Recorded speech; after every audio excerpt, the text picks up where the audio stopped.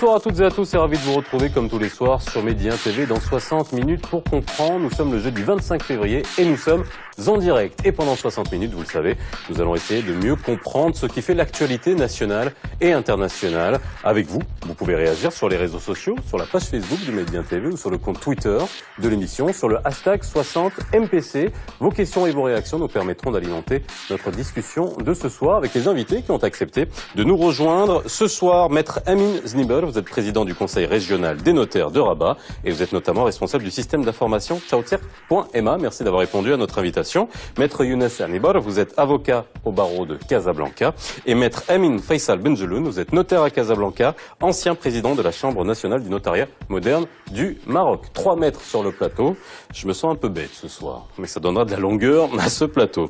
Ils étaient 200 dans les années 90, ils sont plus de 1700 aujourd'hui. Ils, ce sont les notaires. Lundi dernier, une convention a été signée entre le ministère de la Justice et des Libertés et le Conseil de l'Ordre des notaires, permettant à ces derniers d'effectuer toutes les démarches de création d'entreprises et bien d'autres de manière dématérialisée. L'occasion pour nous de revenir ce soir sur les prérogatives, les missions, les obligations de cette profession essentielle dans la sécurisation des transactions immobilières, mais également sur le contrôle de cette profession entachée par plusieurs affaires de détournement et d'escroquerie mettant en cause des notaires ces dernières années et derniers mois. Notaire, une profession sous contrôle, point d'interrogation, c'est le titre de l'émission de ce soir.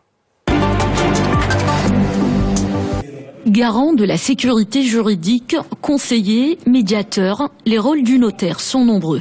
Selon l'Ordre national des notaires, ce professionnel confère le caractère authentique aux actes qu'il reçoit. Il prévient les litiges et procès et agit comme magistrat à l'amiable. Le notaire joue également un rôle important de recouvrement des créances publiques, car il assiste les parties de l'acte pour s'acquitter de tous les impôts et taxes afférents à une affaire. Pour ce qui est de ces domaines d'intervention, il s'agit du droit immobilier, du droit des sociétés et du droit commercial. Sans oublier le droit de la famille pour établir les contrats de mariage, les testaments, les donations et régler les successions des étrangers non musulmans. Après plus d'une décennie de tractations, la loi 3209 relative à la profession de notaire est entrée en vigueur en novembre 2012. C'est la première loi du genre après le Dahir de 1925. En revanche, la promulgation des décrets d'application de la nouvelle loi a généré des tensions entre la profession et la tutelle. Principal point de discorde, la consignation des fonds de clients dans un compte spécial à la caisse de dépôt et de gestion. En septembre 2015, les notaires ont dénoncé une atteinte à leur domaine de compétence au profit des Adoul en adressant un courrier au ministre de la Justice.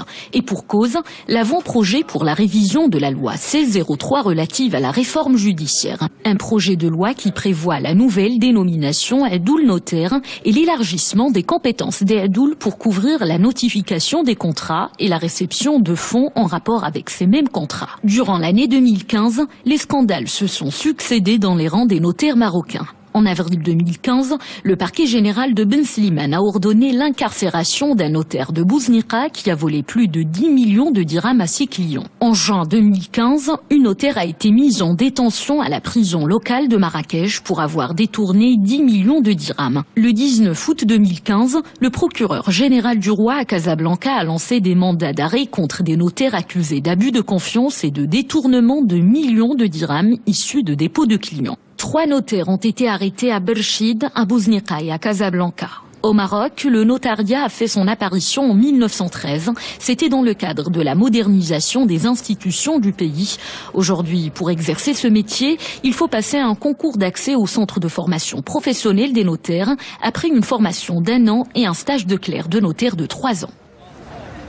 Bien, messieurs, alors ce soir, bien sûr, comprendre ce qu'est la profession de notaire, ça sera peut-être un préalable avant que nous abordions tous les sujets qui font l'actualité, au-delà de ces affaires qui ont défrayé la chronique plusieurs fois de plusieurs notaires, mais également sur l'actualité qui nous fait rebondir aujourd'hui sur ce sujet, la dématérialisation et le rajout de prérogatives aux notaires, notamment dans le cadre de la dématérialisation pour traiter les dossiers de constitution de société. Mais avant, commençons par le commencement. Est-ce qu'on pourrait tout simplement redire quelles sont les prérogatives du notaire et aussi faire la différence avec les Adoul, parce qu'on est quand même dans un système où cohabitent deux professions qui sont voilà, un peu similaires.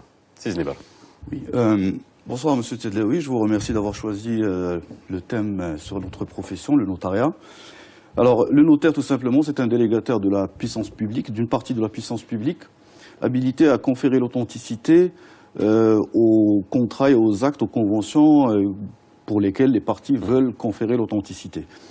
Il est bien entendu, comme ce qui a été cité dans votre reportage, également un collecteur d'impôts au profit de l'État, il est garant de la sécurité juridique et il est également garant des droits des tiers, notamment l'État par rapport aux créances publiques. C'est une définition large, générale.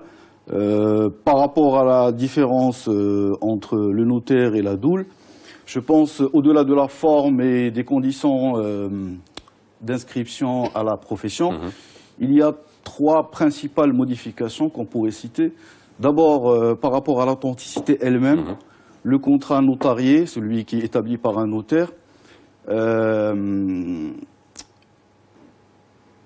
bénéficie de l'authenticité à partir du moment de la signature devant le notaire, immédiatement. Tandis que la présence même du notaire, le fait que le contrat soit signé devant notaire, prouve son authenticité. Tout à fait. Et le contrat est valide, il est exécutoire. Pour le contrat qui est signé devant les adouls, il faudrait d'abord avoir 2 adouls pour instrumenter ou recueillir la volonté des parties, puis le contrat doit être homologué par ce qu'on appelle le qadi tawtiq. Ensuite, une deuxième différence de taille, c'est que par définition, la loi oblige le notaire à donner conseil aux parties. Et récemment, dans le contrat qui régit la profession, le conseil est devenu même une responsabilité du notaire qui est couverte elle-même par une assurance responsabilité civile que le notaire doit souscrire à hauteur d'au moins 5 millions de dirhams. C'est-à-dire que toute erreur commise dans le conseil, elle est quelque part couverte par l'assurance. Alors on reviendra en détail sur tous les mécanismes de protection des citoyens qui vont chez un notaire. Maître Benjeloun. Alors, je voudrais tout simplement préciser, après mon confrère, qu'il ne faut pas oublier que le notaire est un professionnel, un juriste de très haut niveau. Avant de devenir notaire, en général, la moyenne est de 8 à 10 années d'études. C'est-à-dire qu'il faut avoir une licence ou une maîtrise en droit, 4 années autrefois, 4 années de stage, 2 années pour être premier clerc et ensuite 2 autres années pour être professionnel et passer des examens et une sélection extrêmement draconienne, tout simplement pour avoir des juristes de très haut niveau et des juristes qui sont triés sur le volet. Il faut quand même aussi préciser pour cette comparaison qui a été faite avec nos amis les adouls, pour comprendre un peu le mécanisme du droit. C'est un mécanisme juridique particulier. Les adouls sont des témoins. Les adouls sont 2 témoins, historiquement, qui ont été chargés de relever un témoignage. Et ensuite, il donne au juge qui se trouve au tribunal, Qadi Tawtiq, il lui donne ce témoignage qui, en l'homologuant, rend l'acte authentique. Alors qu'avec le notaire, l'acte est instrumenté, il est dressé, le notaire est parti à l'acte, c'est un vendeur, un acheteur. C'est-à-dire que les adouls ne sont pas délégataires au même titre que les notaires finalement du pouvoir public. Ils ne sont pas délégataires et l'acte établi par le notaire, instrumenté par le notaire, est un acte qui reçoit immédiatement son authenticité et c'est un acte qui est soumis à une solennité. Un certain nombre de conditions, les conditions de présentation, les conditions de présence, de rédaction de l'acte, de conseil et tout ce formalisme qui existe depuis plus de 500 ans dans l'histoire du notariat européen et étranger, qui a été repris par le notariat marocain depuis 1913 et depuis la loi 3209, tous ces mécanismes ont été mis en place pour sécuriser le citoyen, pour sécuriser l'acte. Vous savez, dans chaque acte, nous devons avoir l'heure de signature, le nom des signataires, le nombre de pas de blanc, le nombre de mots qui ont été rayés. Toutes ces conditions ont été faites et remultipliées par cette nouvelle loi dans un seul intérêt, c'est l'intérêt du citoyen. Alors justement, il y a un ensemble de prérogatives. On pense notaire automatiquement lorsqu'on pense transaction immobilière, mais on est à peu près, ça représente grosso modo 60% des prestations qui sont faites par les notaires. Vous me corrigez si je me trompe, mais c'est une majorité des prestations en termes de transactions immobilières. Il y a d'autres prestations qui sont. Alors je parle de prestations parce que c'est quand même une profession libérale. Est-ce que, Maître Hannibal, vous êtes avocat? Il y a des ponts, il y a des choses qui sont communes entre les avocats et entre les notaires, dans le cadre de rédaction d'actes. On va parler des agents d'affaires qui a aussi fait une levée de bouclier dans la profession notaire. On expliquera ce que c'est. Mais il y a des ponts entre ces deux professions? Oui, il y a des ponts, il y a des prérogatives qui ont été reconnues aux avocats au même titre que les notaires. C'est l'article 4 de la loi 3908 relative au Code des droits réels qui le prévoit. Toutes les transactions immobilières ou les mutations immobilières doivent être passées impérativement par les notaires et la possibilité qu'ils soient dressés par des avocats, mais pas n'importe quel avocat, des avocats agréés près de la Cour de cassation et puis dont la liste est déjà enregistrée auprès du parquet. Voilà. Mais ça ne veut pas dire que les avocats en font une spécialité. Rares sont les avocats, en tout cas ceux que je connais, qui s'engagent dans ce processus parce que les transactions immobilières, ça requiert une grande connaissance, une grande maîtrise. Ça ne veut pas dire que les avocats ne l'ont pas, mais il y a un régime fiscal aussi que le notaire doit quand même prendre en considération. Donc, raison pour laquelle peu d'avocats, même si la loi leur permet de dresser ce genre d'actes, ne s'y adonnent pas. Alors, je reviendrai justement sur ces agents d'affaires, pour qu'on passe un peu en revue toutes les professions qui sont pas similaires, mais en tout cas qui ont peut-être des prérogatives communes. En 2014, un projet de loi sur la possibilité pour des agents d'affaires de rédiger des actes sous seing, ce qu'on appelle des actes sous seing privé, qui deviennent authentiques. Levée de bouclier des notaires, est-ce que vous pouvez nous expliquer ce que sont ces agents d'affaires en complémentarité du métier de notaire?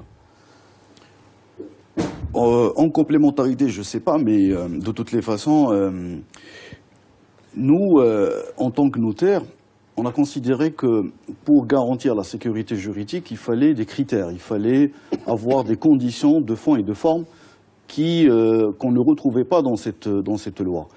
Et parmi, justement, en complément par rapport à ce qui a été dit tout à l'heure, il y a, au-delà de l'obligation de conseil, l'obligation de résultat, qui est un des critères essentiels, notamment en matière immobilière. Parce qu'il faut expliquer aux gens qu'en matière immobilière, la translation, le transfert d'hypothèque, le transfert de propriété, ne se fait qu'après inscription de l'acte et des personnes sur les livres fonciers. Entre-temps, le bien reste toujours la propriété du cédant, celui qui vous vend la propriété. Et donc, d'où l'intérêt d'avoir une tierce personne, un tiers confiance qui est là, qui doit justement avoir un équilibre dans le contrat, assurer l'équilibre contractuel et garantir les intérêts des uns et des autres et également des tiers. Ce sont ces conditions-là qu'on ne retrouvait pas et donc du coup on s'est opposé à ce projet de texte. Fort heureusement. Qu'est-ce qui est devenu ? Je pense qu'aujourd'hui, le gouvernement, notamment le ministère de la Justice et des Libertés, a été vraiment très ouvert à la discussion et nous avons porté l'idée justement de ne pas commettre l'erreur d'avoir un texte pareil. Aujourd'hui, je ne peux pas sincèrement vous dire, cela relève de la compétence du ministère de la Justice, mais aux dernières nouvelles, je ne pense pas que ce texte verra le jour. Maître Benjeloun. Je voudrais revenir sur, vous avez parlé de la spécialité immobilière et vous avez cité un pourcentage de 60%. Il faut savoir que le notariat au Maroc ne fait pas que de l'immobilier. Le notaire est le conseil de la famille en matière de succession, en matière de mariage et aussi en matière de société et dans gestion de patrimoine, de transmission, de mutation dans les cessions, de donation, nue propriété, en usufruit. Le notaire joue un rôle important dans le cadre aussi des sociétés et il ne faut pas oublier que tous les investisseurs étrangers qui viennent au Maroc passent systématiquement et réclament systématiquement d'avoir 3 professionnels. Premier professionnel, c'est le notaire, l'avocat et l'expert comptable. C'est les 3 personnes indispensables et c'est les hommes de loi, les hommes de chiffres qui sont là pour assister ces investisseurs. Pour revenir au deuxième volet de votre question, vous avez cité cette loi sur les agents d'affaires. On n'en a pas parlé depuis longtemps, mais de mémoire, c'est une loi qui m'a surpris. Et je n'ai pas compris qu'une loi puisse être rédigée dans laquelle on désigne des professionnels du droit qui n'ont aucune formation juridique. C'était la première condition contre laquelle... Professionnels du droit qui n'ont aucune formation juridique. Effectivement. Effectivement, c'est une personne chargée d'établir des actes qui sont ni des actes authentiques, ni des actes au sein privé, et c'est des personnes qui n'ont pas de formation juridique, ni universitaire, ni moins qu'universitaire. C'est-à-dire que moi, je peux devenir agent d'affaires? Alors, la condition était d'avoir été inscrit pendant un certain nombre d'années au rôle de la taxe professionnelle et vous permettez de devenir, avoir un même statut qu'un notaire ou un avocat, qui sont quand même, je défendrai toujours, les professionnels et des juristes de haut niveau. C'était une des premières choses qui nous a surpris dans ce texte. Et le deuxième point particulier, c'est qu'un article, je ne me souviens plus si c'était l'article 27, qui interdisait à ces pseudo-professionnels d'effectuer toute formalité. Leur rôle se limitait à rédiger cet acte. Mais la profession de notaire ou de rédaction ou de vente immobilière, puisqu'il s'agissait de vente immobilière, ne se limite pas à la rédaction d'un acte que n'importe qui peut rédiger. Il y a des conseils, il y a une spécialité en matière fiscale. Vous savez, avant d'entamer un acte, on est un spécialiste. Et si les avocats n'ont pas voulu se spécialiser dans les transactions immobilières, comme a dit mon grand ami Sada Nebar, c'est qu'il y a derrière quelque chose avec lequel on ne joue pas. On ne joue pas avec le fisc, on ne joue pas avec les risques en matière fiscale de se retrouver avec une fausse, une déclaration, pas fausse, mais une erreur au niveau de la rédaction de l'acte ou sur les délais. Et là, les notaires sont très attentifs et sont spécialistes au niveau de la fiscalité, notamment la fiscalité immobilière. Dans le même sens, parce que je trouve contradictoire, un certain nombre de dispositions ont été prises et un arsenal juridique qui a été adopté pour se mettre au diapason de l'évolution, notamment en matière immobilière surtout, pour mettre l'accent sur ce domaine. J'ai parlé tout à l'heure de l'article 4 de la loi 3908 qui prévoit cette possibilité pour les avocats, et attention, pas n'importe quel avocat, agréé près la Cour de cassation, c'est-à-dire 15 ans d'ancienneté. Donc si on est comment dire, exigeant pour la possibilité de rédiger de tels actes, si la loi 3209 régissant le notariat est une loi qui prévoit un certain nombre, elle encadre, mais de façon pointue, toute la mission du notaire avec un régime de sanctions très très dur, comment se fait-il qu'on puisse s'entourer de telles garanties et puis à contre-pied, on prévoit une loi avec une facilité déconcertante qui prévoit la possibilité pour une personne qui s'inscrit au registre de la taxe professionnelle pour s'ériger en agent d'affaires habilité à dresser des actes. Moi, je pense que ça va à l'encontre de l'esprit qui a toujours prévalu du législateur de sécuriser, et d'ailleurs c'est l'objectif d'aller dans le sens de la sécurité contractuelle. Alors on revient sur la sécurisation parce que... Je parle maintenant avec la casquette de l'association de protection du consommateur. Nous avons pris une position claire là-dessus, c'est que nous avons manifesté notre refus catégorique parce que il y va de l'intérêt du consommateur et puis les transactions immobilières. Parce que d'un point de vue pratique, on parle de mutation, on parle de paiement, on parle de prix. Pour un cas simple de vente, alors à qui confier l'argent? Quand est-ce que le vendeur prendra cet argent? Quel est le statut de l'agent d'affaires? Est-ce qu'il est dépositaire des fonds? Donc rien, aucune réponse n'a été apportée par le texte qui, à mon sens, je pense, ira dans le sens de ce qu'avait dit mon cher ami. C'était important de faire un point là-dessus. Aujourd'hui, aucune nouvelle par rapport à ça, mais votre levée de bouclier a l'air d'avoir bien fonctionné. Alors, j'ai des questions sur la formation et notamment sur l'ouverture de l'examen de notariat, mais j'ai donné les chiffres en début d'émission, 200 dans les années 90 à peu près, plus de 1700 aujourd'hui. Est-ce que la profession de notaire est nécessairement une profession qui doit se démultiplier en nombre? Est-ce qu'on a suffisamment de notaires ou est-ce qu'on a trop de notaires aujourd'hui, Maître Snevar? Alors, ça reste une question qui est très importante parce que nous n'avons pas aujourd'hui des données statistiques précises. Ce qui s'est passé, c'est que à travers l'ancienne loi, on avait une situation un peu ambiguë. Avant l'entrée de la loi 3209, celle qui régit aujourd'hui la profession, il faut savoir que toute personne qui était titulaire d'une licence en droit pouvait intégrer la profession, être inscrite en stage, puis par la suite passer des examens. C'est-à-dire, par ricochet, il n'y avait pas de concours d'entrée. Et justement, c'est le concours d'entrée est un des filtres, un mécanisme pour pouvoir juguler et savoir quel est le besoin de la profession. Ce mécanisme n'existait pas, et du coup, pendant de très longues années, on avait inscrit des gens qui postulaient, qui avaient le droit de devenir notaire. Et quand on a voulu réformer, il fallait prendre en considération le droit acquis de ces gens-là. Et par conséquent, aujourd'hui, tous les examens que nous avons passés pendant ces 3 dernières années, qui sont au nombre de 4, nous ne faisons que passer les examens des gens qui étaient inscrits sous l'égide de l'ancienne loi. Je ne peux pas vous dire que si on a besoin de plus de notaires ou un peu moins, mais ce que je peux dire, c'est qu'aujourd'hui, avec la crise économique que nous subissons, la situation est inconfortable, hein, il faut le reconnaître. Elle est inconfortable par rapport aux études notariales qui doivent être dans une situation financière assez équilibrée pour pouvoir faire face à des charges et à une situation que doit vivre une entreprise, a fortiori lorsqu'elle donne conseil, elle est dans le conseil et elle est dans la sécurité juridique. J'espère qu'on aura beaucoup plus de visibilité. Je suis optimiste, nous restons optimistes parce que nous sommes dans un système juridique qui repose sur le formalisme.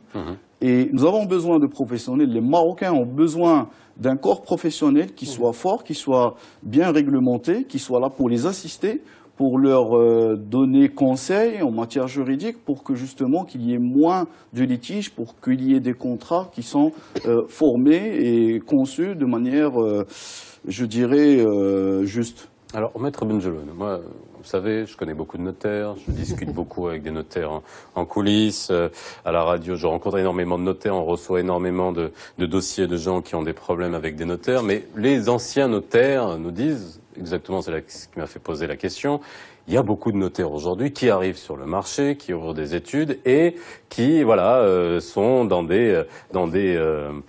qui ont des process qui font qu'on doit atteindre la rentabilité, qu'on va vers des grands marchés de promoteurs et donc on fait de la signature de contrats à la chaîne. C'est pour ça que je vous repose la question aujourd'hui. Est-ce qu'on a trop de notaires? Est-ce que c'est une profession qui a vocation à s'étendre comme n'importe quelle autre profession, comme celle des avocats? Est-ce que, étant délégataire du pouvoir public, est-ce qu'on doit maîtriser le nombre de notaires qui arrivent sur le marché? Écoutez, c'est vrai qu'il faut reconnaître aujourd'hui que la gestion d'une étude est très difficile et très coûteuse. C'est le point principal. Lorsqu'un jeune notaire démarre, il a des charges de location, d'acquisition, de matériel, de mise en place. Et la crise économique ne facilite pas une évolution ou des rentrées d'honoraires rapides pour pouvoir rentabiliser. Aujourd'hui, nous sommes dans un pays de liberté et un pays de droit dans lequel on ne peut pas se permettre de suspendre ou d'empêcher une personne d'accéder à telle ou telle profession. Et moi, personnellement, je ne permettrai pas qu'on défende ce point de vue d'arrêter que ce soit une profession de notaire, de médecin ou d'avocat ou autre. Mais il y a des moyens, comme ça s'est vu dans d'autres pays, d'organisation, d'aménagement. Et je vois personnellement dans la jeunesse notariale de notre pays, je vois l'avenir dans l'association. S'il est difficile aujourd'hui, parce que comme un jeune médecin peut ouvrir son cabinet et travailler seul et avec une secrétaire, ce n'est plus le cas en matière notariale. Nous avons besoin de matériel sophistiqué, nous avons des liens, nous avons besoin de clercs, de personnel, de préposés aux administrations, et donc tout un environnement qui ne peut plus aujourd'hui être fait de manière individuelle. Donc pour pouvoir absorber cette masse ou cette jeunesse notariale qui s'adresse à la profession, le Conseil national et les conseils régionaux et le ministère de la Justice, qui a fait l'objet, je pense, de la réunion de la semaine dernière, c'est l'étude du dossier de l'association entre notaires. Et je vois ce qui n'était pas possible avant. C'est-à-dire qu'un cabinet d'avocats, on peut avoir des avocats et associés, on peut avoir plusieurs avocats, des architectes peuvent se constituer aussi en association. C'est pas le cas de notaires. Non, ce n'était pas le cas. Jusqu'à aujourd'hui. Maître Znebar va nous préciser peut-être la situation actuelle. Alors, je voudrais juste l'avis de Maître Hannibal, parce Oui, que autant en tant qu'avocat, vous êtes amené à traiter des dossiers d'acquéreurs qui ont des problèmes soit avec les notaires, soit avec des promoteurs, et en tant qu'association de protection du consommateur également.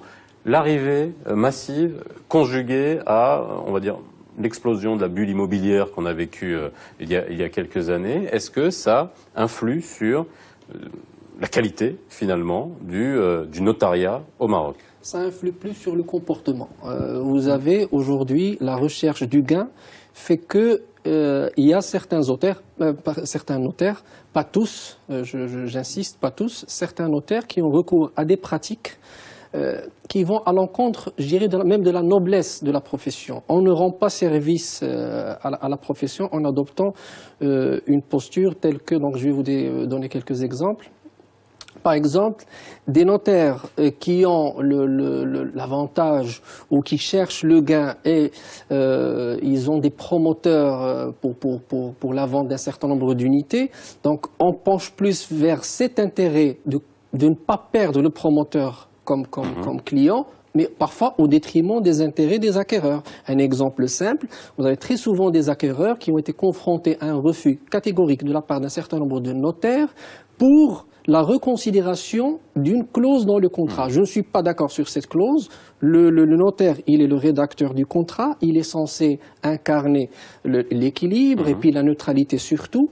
Lorsqu'un acquéreur refuse l'insertion d'un contrat, c'est un contrat bilatéral, c'est un contrat synallagmatique, c'est pas un contrat d'adhésion, donc ce ne sont pas des clauses qu'on doit accepter telles que des... Non, ce sont des clauses négociées. Donc dès lors qu'un acquéreur refuse l'insertion d'une clause qu'il considère abusive ou qu'il considère limitant au moins l'action judiciaire, même si aujourd'hui il y a une disposition, il y a l'article 18 de la loi 3108 qui prévoit la possibilité de les considérer comme étant des clauses nulles. Donc ça d'un côté, mais la posture qu'adopte un certain nombre de notaires de refus... J'ai lu la loi, le notaire est responsable en cas de nullité avérée d'un acte. Du contrat, oui, parce que ce que prévoit la loi sur la protection du consommateur, c'est la nullité de la clause. Elle n'empiète pas sur la validité du contrat. Mais la loi qui régit la profession notaire, c'est la nullité de l'acte. C'est la nullité de l'acte. Et ça, c'est en adoptant cette posture qui est dictée par l'intérêt. C'est-à-dire, on perd parfois cet équilibre d'incarner la neutralité. Pourquoi? Parce que l'origine du gain, c'est le nombre d'unités que confère un promoteur au notaire à l'effet de rédiger l'acte.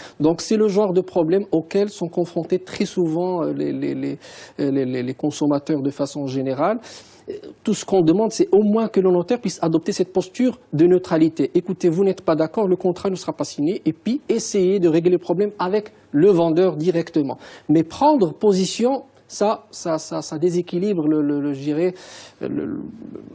la relation entre consommateurs et surtout notaire. Comment gérer l'éthique de ces nouveaux arrivants? On a parlé de noblesse de ce métier, on ne va pas revenir dans l'histoire du notariat. Une époque, les notaires, que ce soit au Maroc ou même par ailleurs, c'était des notables qui étaient bien installés, qui avaient une certaine expérience et qui étaient là justement pour assurer l'équilibre entre les deux parties et ne pas avoir une partie forte par rapport à d'autres. Quels sont les mécanismes que vous mettez en place? Ça nous permettra de venir aux procédures, aux affaires qui ont entaché la profession. Elle répète encore une fois, les brebis galeuses entachent les professions, mais que ça soit... Il y a eu des cas chez les avocats, oui, ça. Il y a eu des cas chez les médecins également. On verra de quelle manière vous contrôlez tout ça. On fait une petite pause, on revient juste après.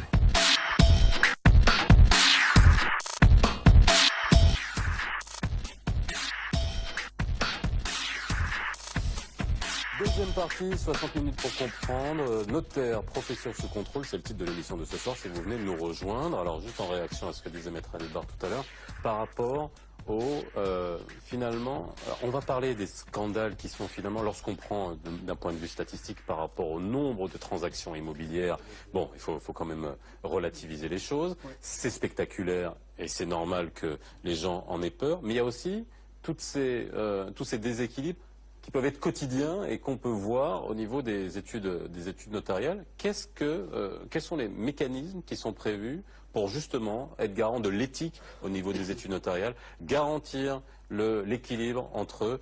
Et là, on prend vraiment cet exemple-là de grands groupes, de grands promoteurs immobiliers face à des acquéreurs.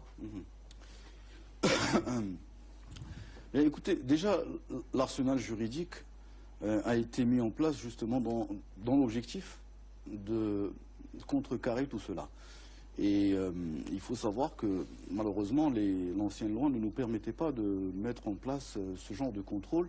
Et la profession... Vous, au Conseil de l'ordre, enfin oui, l'ordre de notaire. Voilà, en tant que Conseil de l'ordre, parce que il y avait qu'une association qui encadrait un peu le travail du notaire, et à part le fait de participer à des séminaires ou organiser des formations, les professionnels eux-mêmes, c'est-à-dire les notaires, ne pouvaient pas s'occuper eux-mêmes de leurs affaires internes et n'avaient aucun droit de regard sur ce qui s'est passé. Tout cela était du rôle du ministère de la Justice avec les différentes entités qui l'entourent. La démarche participative a fait que, aujourd'hui, nous avons un moyen de percevoir ce qui va mal dans la profession pour pouvoir le corriger et l'anticiper. Ça, c'est très important. Et c'est ce que nous faisons à longueur de journée, avec des stratégies qui sont là, que ce soit au niveau des mises en place des textes de loi et des décrets qui sont importants, que ce soit au niveau de l'encadrement des notaires à travers des opérations de contrôle ou tout simplement des opérations d'encadrement par le biais d'un certain nombre de notes d'harmonisation ou de circulaires qui permettent de réglementer et de contrôler la profession à distance. Alors, si vous voulez que je vous cite les exemples, vous avez aujourd'hui la nouvelle réglementation sur les dépôts des fonds auprès de la Caisse de dépôt et de gestion, qui est une nouvelle réglementation qui vient pour étoffer un peu et mettre un terme à toutes les dérives que nous avons connues dans la profession. Justement, juste pour expliquer aux gens qui nous regardent, avant, les fonds étaient consignés chez le notaire, il était le garant, il prenait les fonds, il les mettait dans son compte bancaire et il débloquait les fonds un vendeur. Un acquéreur versait les fonds au notaire et le notaire versait les fonds au vendeur. Là, aujourd'hui, la CDG est partie prenante. Le notaire est obligé de verser ses fonds, de les consigner au niveau de la caisse de dépôt et de gestion avant qu'ils soient débloqués. Est-ce que c'est pas, finalement, je vous pose la question de manière très franche, est-ce que c'est pas un aveu de manque de contrôle, finalement? Est-ce que, normalement, un notaire, il est censé être le garant sans avoir l'implication d'une tierce partie de confiance? Je vous réponds d'abord sur la première question, sur la sécurisation et sur les contrôles. Il faut savoir, c'est le cas à Casablanca, dont je dépends, et dans les autres villes aussi, qu'il y a une équipe d'inspecteurs, et pour surtout rassurer le citoyen, qui se rend obligatoirement une fois par an en collaboration avec le parquet général, et ils se rendent dans les études et vérifient que ce soit les actes, la rédaction des actes, les clauses des actes, s'il y a des clauses qui peuvent être abusives, si les formalités sont effectuées, si les répertoires sont indiqués, si le notaire est assuré. Il faut savoir qu'autrefois, nous n'avions pas d'assurance. Aujourd'hui, les notaires sont assurés au minimum de 5 millions, 10 millions, voire plus, pour des montants suivant les transactions. Donc ce qu'il faut dire aujourd'hui, c'est que dans notre profession, il faut quand même reconnaître qu'il y a eu la mise en place d'un mécanisme de contrôle qui est effectif et réel. Alors ça, c'est au niveau du contrôle de l'étude. Un notaire n'est pas livré à lui-même dans son étude à faire ce qu'il veut. Un notaire est soumis à un contrôle inopiné, il n'est pas prévenu. On vient brusquement, on demande d'ouvrir, qui vient, c'est une équipe nommée par une assemblée générale d'inspecteurs qui demande de voir les répertoires officiels. Ces inspecteurs sont des pairs, ce sont des notaires. Inspecteurs, pas seulement, ils viennent avec une équipe de fonctionnaires de l'administration fiscale et de procureurs, de substituts du procureur général. Donc les représentants de la profession, les représentants du ministère des Finances et les représentants du parquet général. Et ces représentants vérifient le contenu des actes, vérifient les registres. Nous avons un registre officiel dans lequel chaque transaction au jour le jour sont indiquées. Et je vous avoue très sincèrement que nous n'avons pas eu de dérapage ou de non-respect, et nous n'avons pas de poursuite dans ce domaine en matière de contrôle, et ce contrôle est réel et effectif. Maintenant, vous avez posé la question en ce qui concerne la CDG. Le notaire n'avait ne prenez pas l'argent avant l'entrée en vigueur de la loi. Cet argent a été déposé dans une banque, dans un compte bancaire qu'on appelait compte client, mais ce n'est pas le compte du notaire, c'est le compte de l'étude dans lequel ces fonds étaient déposés. Comme il peut aussi disposer du fonds de la CDG. La seule particularité aujourd'hui, c'est qu'il y a eu... Le métier de notaire est très difficile. Nous ne sommes pas un professionnel de la finance, nous ne sommes pas un professionnel de l'argent, et cette nouvelle loi sur la CDG a permis d'encadrer ces dépôts. C'est-à-dire, autrefois, au lieu de déposer votre argent dans un compte qui se mélangeait avec tous les comptes de tous les clients, le compte de M. Tedlaoui avec M. Arnevar, et on ne savait pas lequel, aujourd'hui, c'est réglementé. Lorsque vous déposez une somme à la CDG, vous déposez avec un bordereau dans lequel vous indiquez que cette somme appartient au vendeur qui est M. Tedlaoui ou à l'acheteur ou aux impôts, et les fonds ne peuvent être versés qu'à ces personnes. C'est un moyen qui a été mis en place non pas par manque de confiance du notaire, mais pour faciliter le contrôle des inspections et de la traçabilité. Notamment lorsque vous venez dans une étude, au lieu de perdre du temps à essayer de savoir à qui appartient telle somme ou telle somme, vous sortez les bordereaux et vous savez exactement où sont passées les sommes, et c'est dans un souci de transparence que ce mécanisme a été mis en place. Alors, au niveau de l'éthique, on revient juste sur la question dont on a parlé. On reprend encore le cas des grands groupes immobiliers qui font appel à des notaires et qui obligent, entre guillemets, les clients à s'adresser au même notaire, alors que la loi prévoit que n'importe quel citoyen peut venir et choisir son notaire. Est-ce qu'aujourd'hui, il n'y a pas une possibilité, je pose la question tout à fait normale, de limiter, même d'un point de vue éthique, à une étude notariale, le nombre d'actes à passer avec un même promoteur? Imaginons une étude notariale qui travaille avec un promoteur qui a des grands projets, des centaines de villas, des centaines d'appartements. Est-ce qu'il est plausible, normal, qu'un même notaire s'occupe de toutes ces transactions? Je pense qu'il y a une initiative qui a été prise dans ce sens par le Conseil régional de Casablanca. Je ne sais pas, corrigez-moi si je me trompe. Je voudrais... vous savez, en matière privée, on ne peut pas interdire un établissement privé, une société, un promoteur privé, de choisir tel ou tel notaire, puisque c'est le notaire de cette entreprise, c'est la liberté de l'entreprise de le choisir. Par contre, on peut s'élever, et moi personnellement je m'élève, contre des groupes publics. Parce que c'est une pratique. Et c'est une pratique qui existe, voilà, et c'est réel, qu'un groupe public qui appartient à l'État, qui dépend de l'État, est une profession de l'État aussi, le notariat, que soit réservé le maximum des actes à quelques-uns, ou qu'on retrouve certains avec des milliers d'actes à leur répertoire et d'autres une dizaine, c'est vrai que c'est anormal. C'est une situation qui devrait être reconsidérée par une redistribution équitable, et les mécanismes sont actuellement en cours dans tous les conseils régionaux, à Casablanca, à Rabat et dans toutes les villes, à Agadir aussi, pour qu'il y ait une répartition au niveau des groupes publics, ce qui est tout à fait normal puisque le notariat est public, le groupe est public. Par contre, le privé, il faut quand même reconnaître qu'on ne peut pas se permettre de s'immiscer dans leur liberté. Mais abstraction faite du choix, parce qu'en dépit même que ce soit le notaire désigné par le promoteur, peu importe, si on devrait aller dans le fond du sujet, dans le fond de la profession, ce notaire, qu'il soit désigné par l'acquéreur ou par le vendeur, peu importe, puisque c'est la même mission, il devrait incarner le même équilibre. C'est de ça qu'on parlait tout à l'heure. Est-ce que le notaire, même désigné par le promoteur, peut s'élever, anoblir encore plus la profession en tenant des positions contre même ce promoteur, dans l'esprit de protéger, d'amener la sécurité contractuelle. C'est pour ça que je parle d'éthique. Est-ce qu'un notaire, de par lui-même, devrait se limiter lui-même? Voilà, parce que finalement, c'est pas comme les avocats, parce que très souvent, il y a cet esprit, il y a ce réflexe de considérer... une émission sur les avocats, vous inquiétez pas. On verra bien. Le notaire est un arbitre impartial. Voilà, c'est-à-dire, on le dit très souvent, le notaire du promoteur, peu importe, c'est pas comme l'avocat. L'avocat, il défend les intérêts, il est là pour ça. Il est partial. Oui. Voilà, tout à fait. Le notaire, désigné par le promoteur ou par l'acquéreur, peu importe, puisque c'est la même mission, il devrait incarner le même équilibre.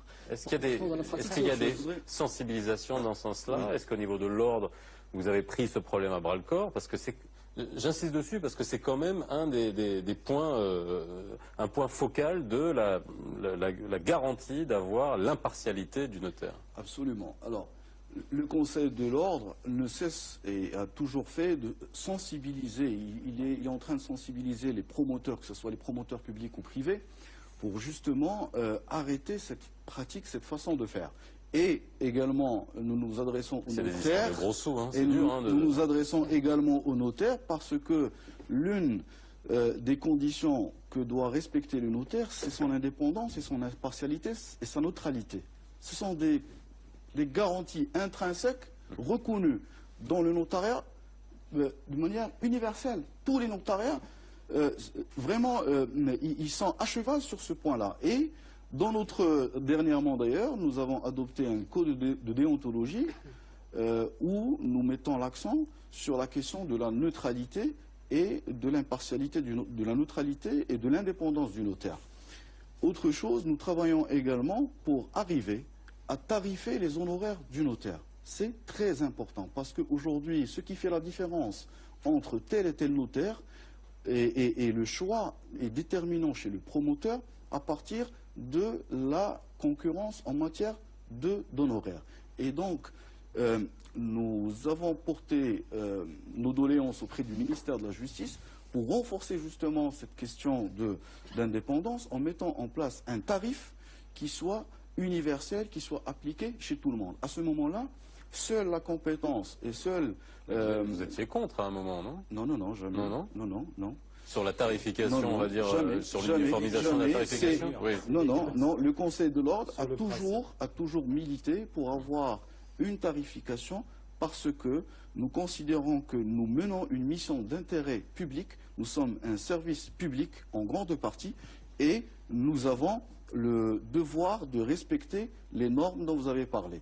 Et nous ne pouvons le faire malheureusement que si nous arrivons à avoir une tarification, c'est ce qui est d'ailleurs recommandé par l'Union internationale du notariat, dont nous faisons partie, et qui est appliqué par tous les notariats du monde. Alors, que fait encore le Conseil de l'ordre? Vous avez certainement, vous vous rappelez certainement, à un moment donné, il y avait des spots publicitaires où on disait les frais du notaire sont à la charge du promoteur. Le Conseil de l'ordre s'est élevé contre cette pratique. Il a dit non, il n'est pas question que... Parce que déjà dans l'esprit... Oui. On voit la connivence. Et donc tout de suite, il faut savoir aussi, là c'est le rôle peut-être du citoyen et le rôle des associations du consommateur pour un peu sensibiliser le citoyen et leur dire que la loi sur la liberté, sur la libre concurrence, elle interdit à des prestataires de services de se mettre d'accord, de réaliser des ventes sous condition. Réellement, c'est une vente sous condition. Maître Annibar pourrait en parler mieux que moi. On s'étonne comment est-ce qu'un promoteur pourrait imposer à son client ou à un citoyen, un consommateur, une quelconque condition qui serait à l'opposé de la loi. Et d'ailleurs, cette façon de faire est réprimée, elle est sanctionnée pénalement même par la loi sur la liberté du commerce, la loi 699. Je voudrais revenir sur la tarification et vous citer un exemple. Moi, je dirais que la non-tarification entraîne un désordre. Mais il faut nuancer la tarification. Mais quand on dit tarification, c'est tarification minimale ou alors une tarification uniformisée? Quand on dit une tarification, c'est la tarification de l'exemple français, c'est-à-dire un pourcentage qui est connu, qui est le même pour toutes les études, sur une transaction, sur une opération de donation, sur une...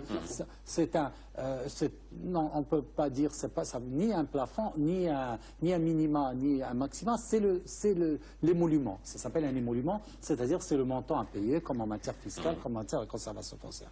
Mais il faut nuancer.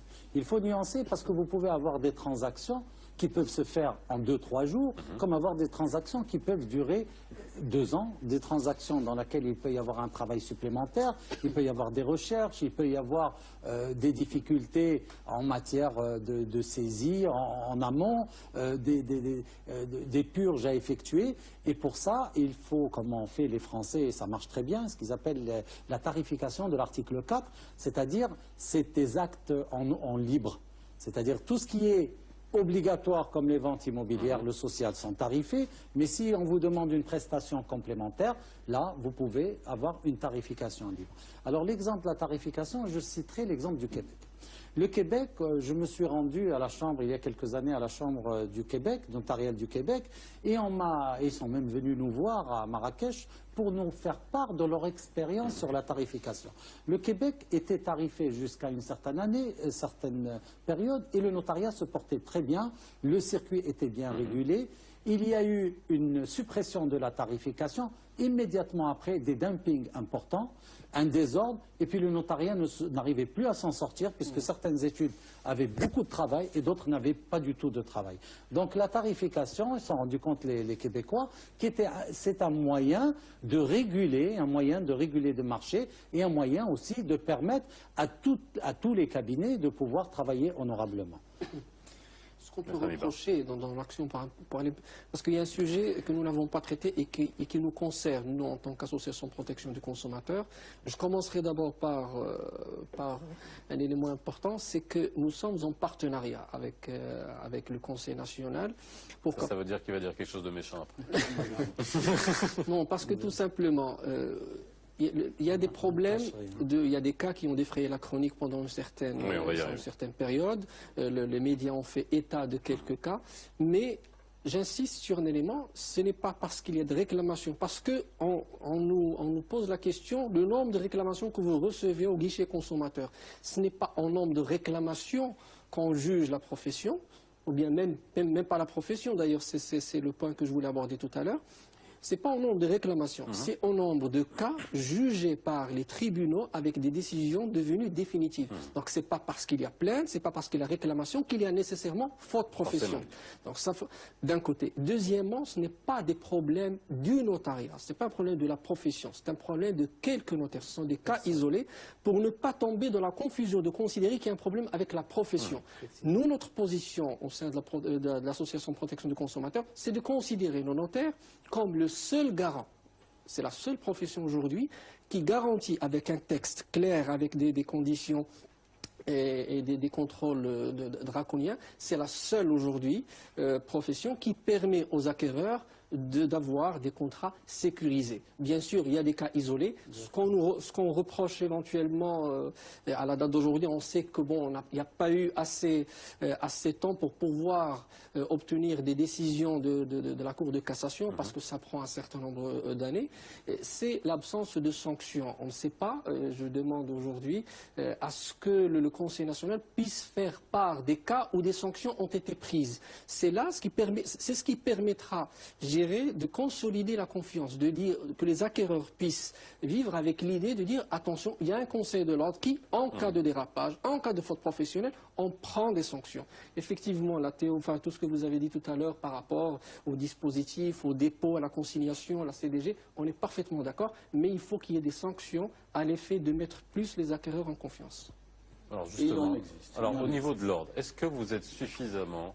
Alors vous avez expliqué tous les mécanismes de contrôle, vous nous avez parlé aussi de la loi, de la protection juridique, mais lorsqu'on est dans l'acquisition de biens immobiliers, la justice, on sait le nombre d'années que ça peut prendre et l'impact que ça peut avoir sur des citoyens. Est-ce que vous, le forcing, la pression, pour justement garantir, et encore une fois, je rejoins Maître Hannibal, sur les points noirs finalement, parce que sur les 1700, il y en a pas, c'est pas les 1700 notaires qui sont concernés, il y en a quelques-uns.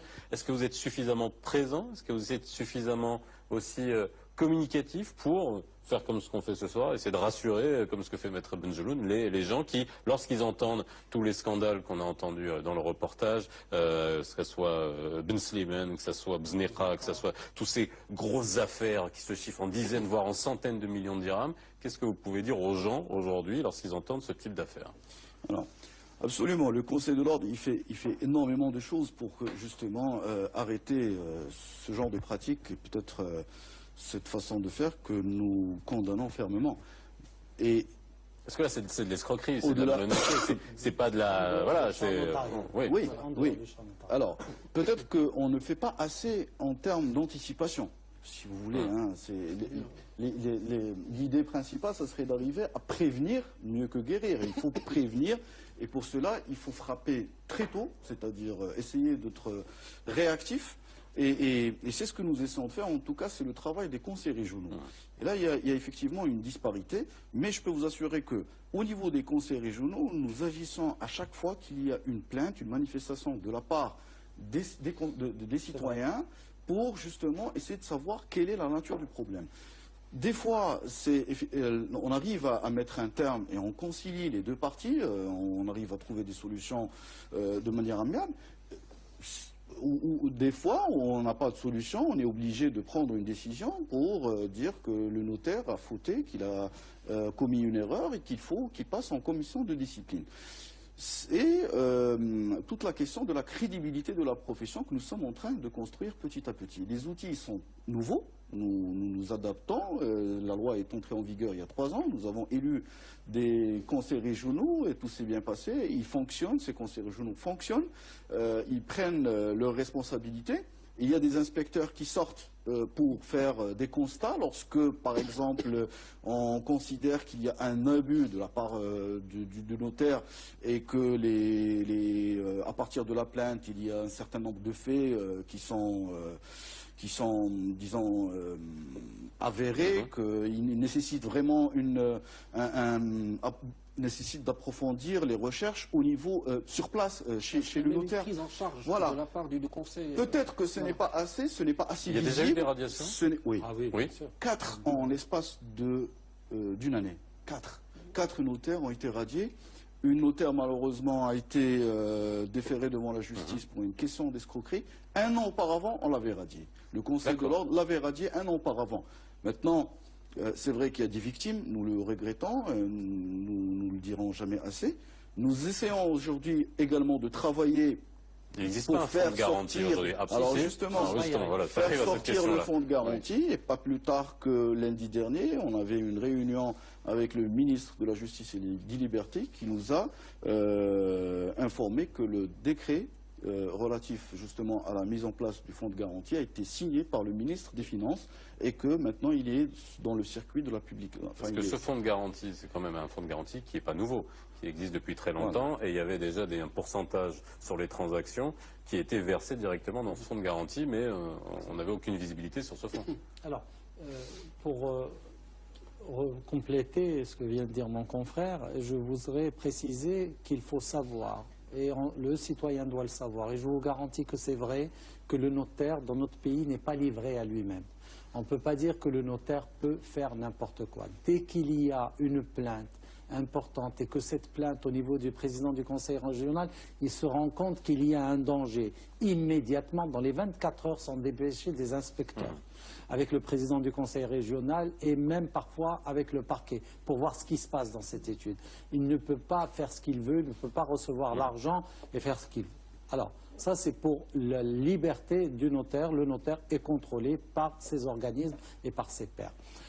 En ce qui concerne la taxe notariale qui s'appelait la taxe notariale qui a été supprimée en 2006, cette taxe notariale était une taxe qui était prélevée sur les actes notariés et qui servait à alimenter le fonds de garantie des notaires, le FAN. Ce fonds de garantie des notaires existe depuis 1925. Ce fonds de garantie des notaires... Il n'a jamais été activé. Il a été activé quelques fois, très peu, pour 2 ou 3 cas. Il doit y avoir beaucoup d'argent dedans. Il y a beaucoup d'argent dedans. Nous attendons toujours, ce n'est pas dans mes prérogatives, mais nous attendons toujours peut-être la réponse. Mais le décret qui va mettre en place le conseil d'administration et qui va restructurer le fonds de garantie ou le fonds des notaires va permettre d'éclaircir les choses. Et il faut savoir aussi que même en cas de défaillance grave et en cas de défaillance et d'indigence du notaire, ce fonds de garantie se mettra en place pour justement rembourser les victimes. Donc ce n'est pas une profession, encore une fois, qui est livrée à elle-même.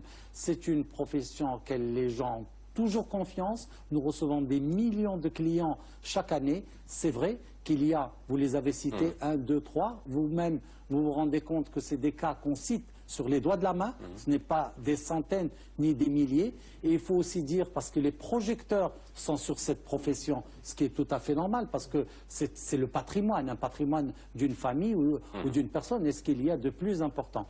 Mais il faut aussi reconnaître que nous sommes dans une phase de chantier. Comment construire une maison, comment construire un immeuble. C'est vrai que lorsqu'on construit, on peut recevoir une poutre, on peut avoir un ouvrier qui tombe dans un ascenseur. C'est ce qui se passe actuellement dans le notariat, mais il y aura un avenir vraiment certain pour cette profession et pour notre pays. Oui, enfin, pourquoi? Parce qu'on ne devrait pas, j'irais, se concentrer uniquement sur les cas qui ont été médiatisés. Non, mais on est bien d'accord. Voilà, parce qu'il y a des degrés de gravité. C'est pour ça que tout à l'heure on parlait de, voilà, c'est le type de petits problèmes, enfin de petits problèmes, de problèmes qu'on peut trouver chez les notaires, qu'on peut trouver tous les jours dans des espèces de malfaçons. Tous les jours, en termes, je ne sais pas, en termes de le problème qui était posé par l'histoire du quitus fiscal aujourd'hui avec la loi de finances 2016, dont on a parlé, de la VFA aussi, les problèmes de syndic, il y avait des clauses qui étaient insérées. Je vais vous donner un exemple classique des cas qui sont très souvent posés aux consommateurs, c'est le paiement du syndic, la dite disposition qui est très souvent insérée dans le contrat, alors que la personne n'est pas encore propriétaire. Donc c'est le genre de clause auquel nous nous sommes toujours opposés et malheureusement qui se font devant notaire. Et souvent les notaires prennent eux-mêmes chez eux les chèques du syndic qui n'est pas encore constitué. Ça va à l'encontre de ce que prévoit la loi à cet effet. Donc voilà, il y a des degrés d'importance. Ça ne veut pas dire que que les cas qui ne sont pas médiatisés sont des cas, je dirais, gérables, ou ce sont des cas importants pour ceux qui sont confrontés à ce genre de problème. Bien entendu l'attention. Alors j'aimerais juste finir parce qu'il nous reste quelques minutes. Oui, maître Angelou. Donc ce n'est pas le notariat en général et le notariat quotidien. Il vise, et je le reconnais nous-mêmes les notaires, nous sommes élevés contre ces pratiques, que ce soit des promoteurs sur plan ou même quelques notaires qui allaient avec eux poursuivre ces pratiques d'insérer ou de passer certaines ventes sans avoir la caution bancaire de remboursement, mais c'était vraiment réservé, c'est-à-dire ce dysfonctionnement aux ventes sur plan et pas dans les ventes ordinaires. Alors, maître Zdimba, juste pour finir, il nous reste quelques minutes, c'est quand même lundi cet accord de coopération entre le ministère de la Justice et des Libertés et le notariat sur la dématérialisation. Vous êtes notamment en charge de la plateforme Sur le Serpent. J'ai essayé d'y aller, n'essayez pas d'y aller, c'est réservé aux notaires. Lorsque vous y allez, on vous fait un login, un nom, il faut être notaire pour y aller. Mais en gros, ça va faciliter les choses pour créer, on a même parlé, on a entendu dans les journaux, créer une entreprise en 1 heure. Pour après, ça veut dire faire toutes ces démarches administratives. Ça consiste en quoi, très rapidement? Et ce n'est pas une fiction, c'est une réalité. C'est une vérité parce que cela fait d'ailleurs 4-5 ans que nous travaillons sur ce projet qui est sortir.ma. C'est parmi les avancées que nous avons pu réaliser grâce à la loi parce que nous avons la possibilité aujourd'hui d'émerger et de penser à une réflexion prospective qui fait que rien à voir avec ce que nous vivions avant parce qu'on était dans une espèce de gestion quotidienne des affaires de tous les jours qui ne nous permettait pas d'avoir une stratégie, de la mettre en œuvre. Donc aujourd'hui, Sortir.ma, c'est quoi? C'est un système d'information qui est dédié aux notaires que nous avons où on s'est inspiré un peu de ce qui existe en Europe, dans les autres pays, parce que nous participons beaucoup, nous sommes sur la scène internationale très présents, et nous sommes parvenus à justement s'inspirer pour avoir ce modèle-là. C'est un système qui n'existe aujourd'hui qu'au Maroc, dans toute l'Afrique, pour être honnête. Et puis, c'est un système qui permet à la fois de gérer de manière informatisée la sphère de l'étude du notaire, c'est-à-dire en interne, toute la partie administrative et comptable, de manière normalisée, parce que c'est un système qui est collaboratif, dont tous les notaires vont bénéficier, mais à la fois, et c'est ça la nouveauté, c'est qu'il permet de dématérialiser toutes les procédures que nous avons que nous avons quelque part, c'est-à-dire l'environnement de parce que lorsque vous parlez d'entreprise, c'est seulement les tribunaux de commerce pour aller créer le registre de commerce, avoir un identifiant fiscal, etc. Mais est-ce que ça concerne aussi tout ce qui est très chronophage pour les notaires, envoyer des gens à la conservation pour récupérer des certificats de propriété enregistrés? Est-ce que tout ça pourra se faire? Justement, c'est notre but. Alors, nous avons commencé d'abord, si vous l'avez remarqué, par la signature d'une convention avec la Direction générale des impôts.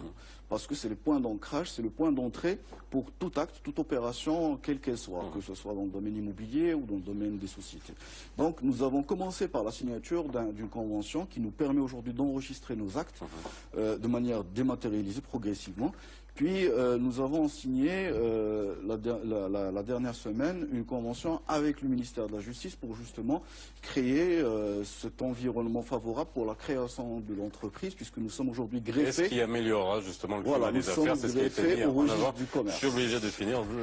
Nous sommes en direct et nous devons rendre l'antenne. Merci à vous d'avoir été avec nous pour aborder tous ces points et avoir des éclairages sur la profession de notaire. Excellente soirée sur Média TV, la rediffusion à 22h40. Si vous nous avez pris en route, comme tous les soirs, et je vous dis à demain.